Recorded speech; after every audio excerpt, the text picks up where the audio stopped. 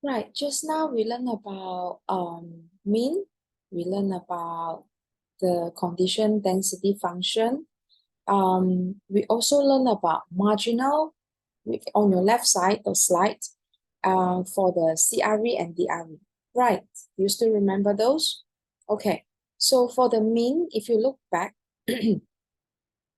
we are doing the integration of dx first, but we have add a x in front to do the integration.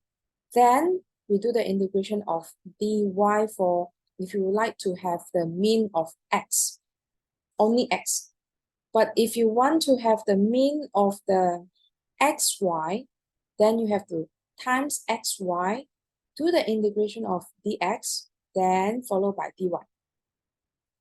Okay, sometimes we also want to know whether your condition is independent or not. So independent means, for example, in the picture of your left side, there are no relationship link between A and B. So for the A is independent. For the B also independent. Whereas for the case on the right side, they are overlapping each other. So that part is actually they are not independent, they are depending to each other.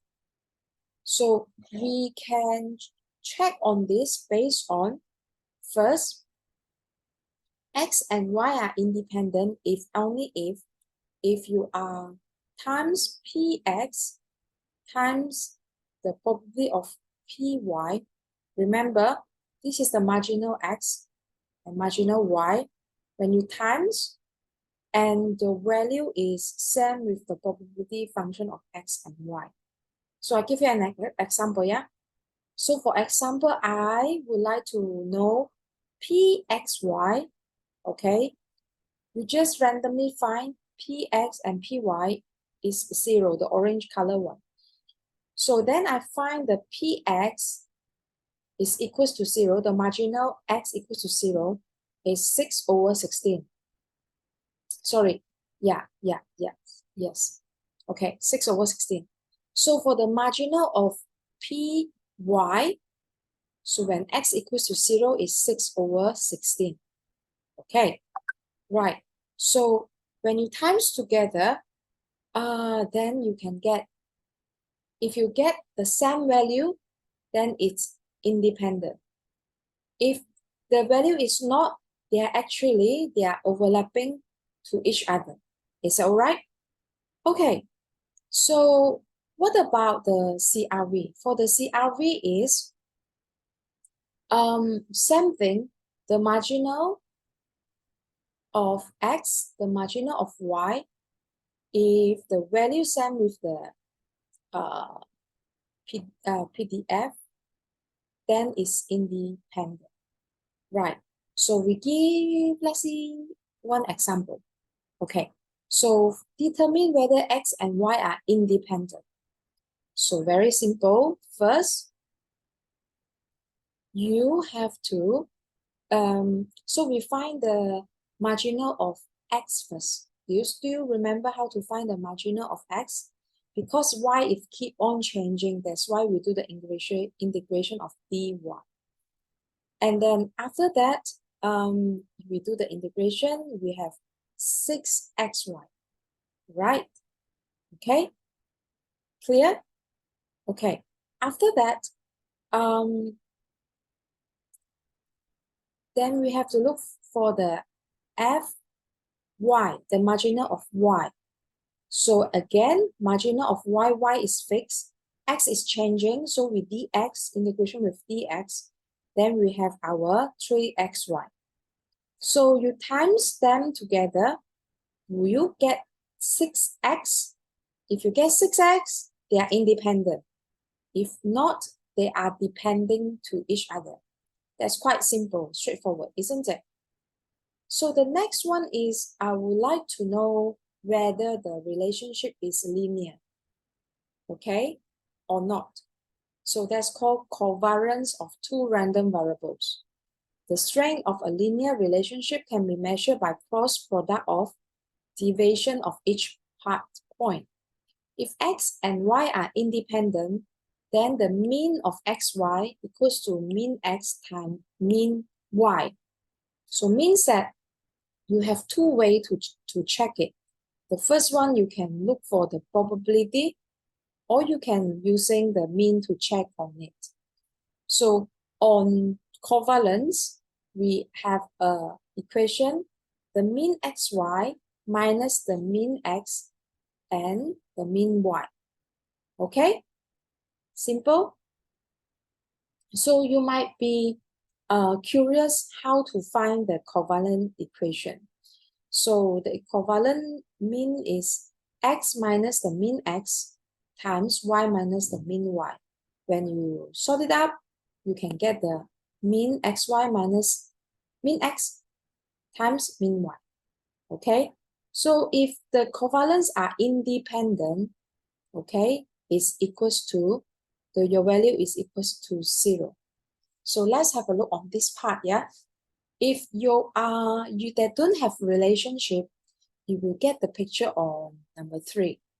Okay, if you have a covalence value is positive, then you have a positive linear slope.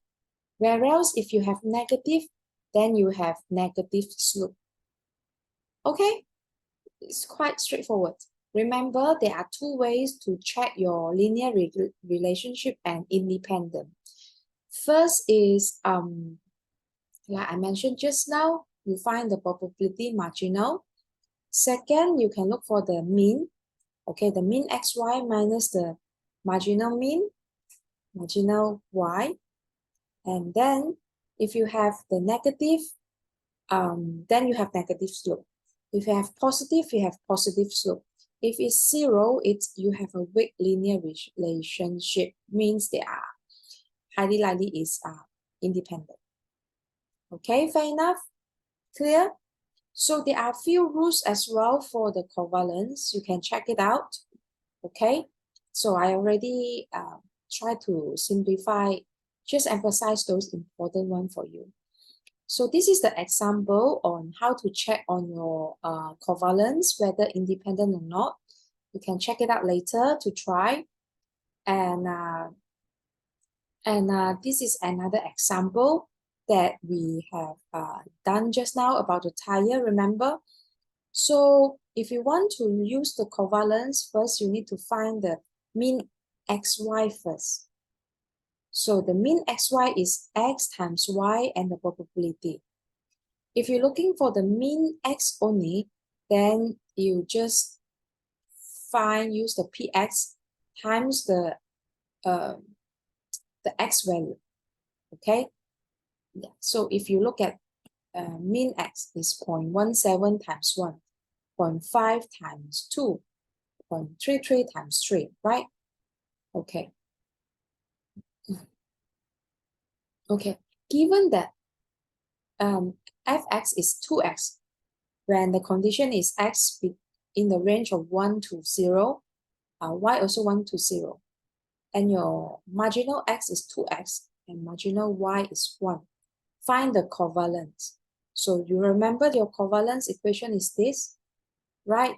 So the first one is you have to find the EXY because you already have the mean x and mean y, marginal x and marginal y. So first, then the marginal is xy times the equation, okay? And then you do the integration, and then you put it in, and you should able to get your covalent equals to 0.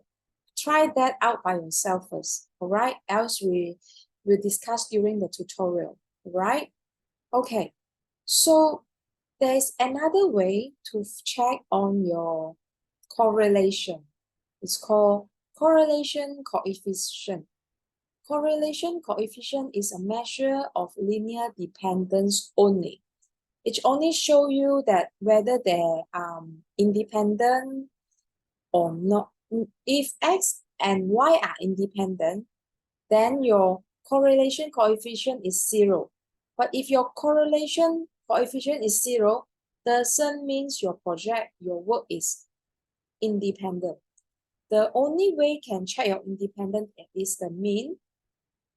Like I mentioned, the covalence, okay, like I mentioned to you, and also the equation on this one.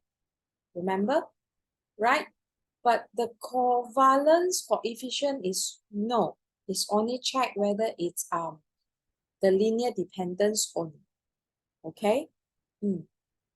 So, and then, so yeah. So first, calculate the correlation between two pairs of tires. So like I mentioned to you, first you need to find the EX, and then it's given you the mean of X and mean of Y. So find it, okay? And then, oh, wait, okay. So this is the equation for the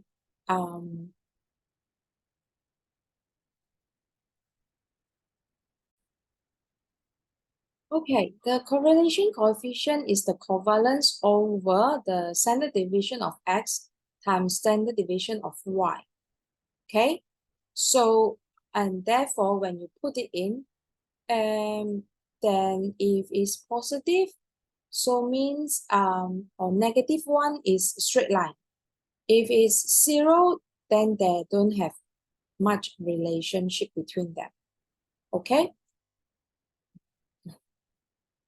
so for example for this, okay, so you need to find you have the mean of each. What about the standard deviation of each of them? So you have to find the standard deviation each of them, and then plug it in this equation. Then you can find whether they have relationship positive, negative, or 0. Could you please try this out? And you can leave it in the comment later in the forum. Yeah, thank you.